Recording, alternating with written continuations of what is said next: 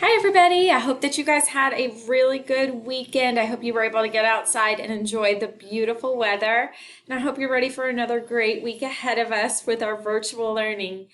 On the agenda for today for reading, you guys are actually going to be doing the same exact thing that you did last Monday. So you're just reading in your independent novel for 20 minutes and making connections and answering questions, asking questions and answering questions as you go.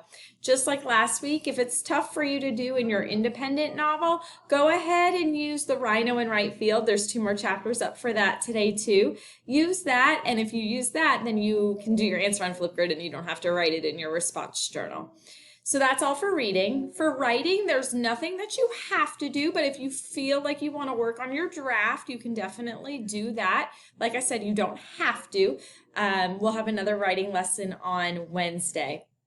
And then for math, so a few things. The first thing for math, what I want for you to do is I linked up a digital breakout. It's an awesome breakout. I have to be honest with you. I tried it myself and it was tricky. So if you're feeling frustrated as you do it, as you go through the digital breakout, give it a try. But if you're feeling frustrated, you're feeling stuck, you're feeling like you just don't get it, that's okay.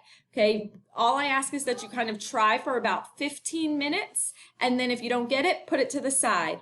On Wednesday, I'm going to post hints for the locks, and then I'll post answers on Thursday. If you want to get your whole family involved in the breakout, I'm cool with that too. Nothing wrong with a little family learning.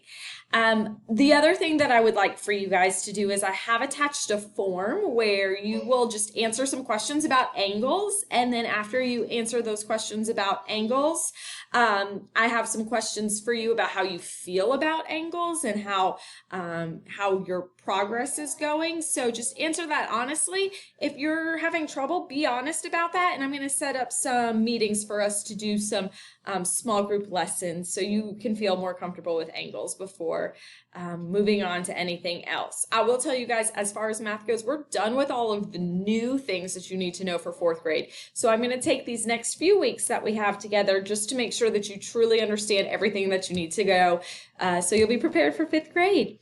If you have any questions, you know where to find me. Love you guys. Have a great day. Oh, before I stop, real quick, I'm glad I didn't stop it yet. Before I stop, I want to go over the Just for Fun from Thursday.